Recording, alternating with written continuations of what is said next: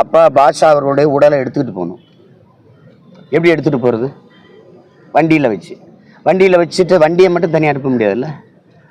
உறவுகள் இருப்பாங்க, உடன் பிறந்தவங்க இருப்பாங்க, அவர் மேலே நம்பிக்கை வச்ச அன்பு வச்ச ஒரு கூட்டம் இருக்குது, மக்கள் கூட்டம் பின்தொடர்ந்து தானே செல்லும்.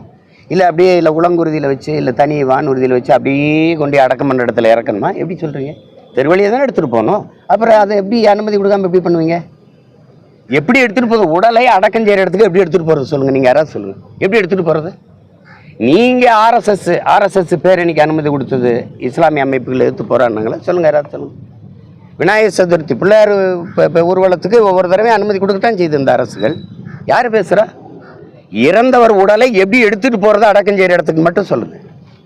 சார், அவங்களோட கமெண்ட் என்னன்னா, எடுத்துகிட்டு போகிறது பிரச்சனை இல்லை, அதுக்கு உரிய மரியாதை தரணும். ஆனால் அதுக்கு பின்னாடி 100, 200, 1000 பேர் போகிறது வந்து கண்டிக்கத்தக்கதுங்கிற மாதிரி தான் பிஜேபி சொல்கிறாங்க. பிள்ளையாரை தனியாக கொண்டு போக வேண்டியதானே? பின்னாடி எதுக்கு அவ்வளோ பேர் போறிய? ஏன் போகிறீங்க?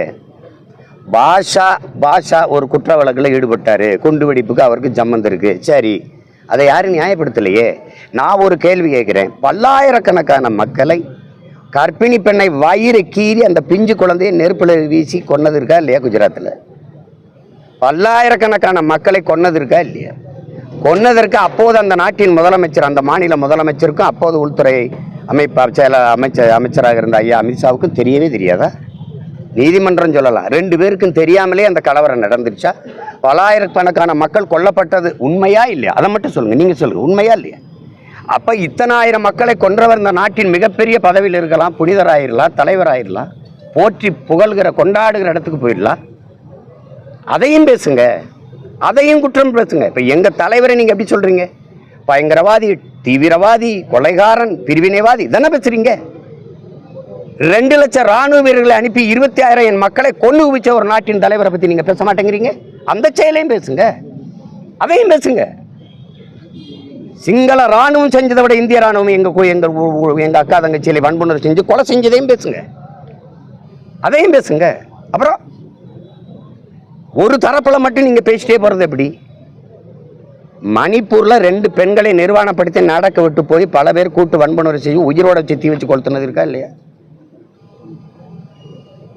வன்முறை எந்த வடிவத்தில், யார் வடிவத்தில் வந்தாலும் எதிர்க்கணும். ஒரு தரப்பினரை மட்டும் எதிர்க்கிறது, இஸ்லாமியர்களை எதிர்த்து பேசுறதை தவிர வேற ஏதாவது அரசியல் கொள்கை ஆர்எஸ்எஸ் பிஜேபிக்கு இருக்குன்னு சொல்லு இருக்கா? இதை பேசணும். அவர் இறந்துட்டார், அவ்வளோ முடிஞ்சு போச்சு. அதை அடக்கம் பண்ணுறது அதுதான். அதுக்கு அந்த ஒரு மரியாதை நிமித்தமாக ஒரு சவ அடக்கத்தில் போய் உடல் அடக்கத்தில் பங்கேற்கிறது மனித மாண்பு. அது குறிப்பாக தமிழ் பேரினத்தினுடைய மாண்பு. எங்களுடைய வேதமே சொல்லுது, இன்னார் செய்தாரே ஒருத்தர் அவர் நான் நன்னயம் செய்து விடலுங்குது. இந்த உலகம்பரா தானே சொல்லுது. பகைவனுக்கும் அருள்வாய் நன்னெஞ்சேங்குது, அண்டை அயலானுக்கும் அன்பு காட்டுங்கிறாரு நபிகள் நாயகம். பக்கத்து வீட்டுக்காரன் பசியோடு இருக்கும்போது சாப்பிடாதறான்றாரு. பக்கத்தில் இருப்பவன் துன்பத்தை பொறுக்க இயலாதவன் புண்ணியவான்கிறான். பாரதி புண்ணியவான்கிறான். இப்போ நீ என்ன, எந்த கோட்பாடும் கிடையாது. மக்களை பற்றி சிந்திக்கிறதோ, மக்கள் நலன் சார்ந்து திட்டங்கள் சட்டங்களை கொண்டு வரதோ ஒன்றும் கிடையாது. இஸ்லாமின்னு எதுக்கணும்? எங்கேயாவது கோயில், அதில் பள்ளிவாசலில் அதுக்கு போய் தேடுறது. இந்த மசூதி எப்போ கட்டப்பட்டது, இதுக்கு முன்னாடி அதுக்குள்ளே கோயில் இருந்ததுன்னு சொல்லு. இதுவா பிரச்சனை? கோயிலை விட்டு வெளியிலே வர்றதில்லை. என் குடிசைக்கு எப்போ வர போகிறீங்க? நீங்கள் சாமியை விட்டு பூமியை பேச என்னைக்கு வர போகிறீங்க? சாதி மதங்களை கடந்து மானுடத்தை என்னைக்கு நேசிக்க போறீங்க? என்னைக்கு வர போகிறீங்க? அதை பற்றி பேசுகிறதே இல்லையே.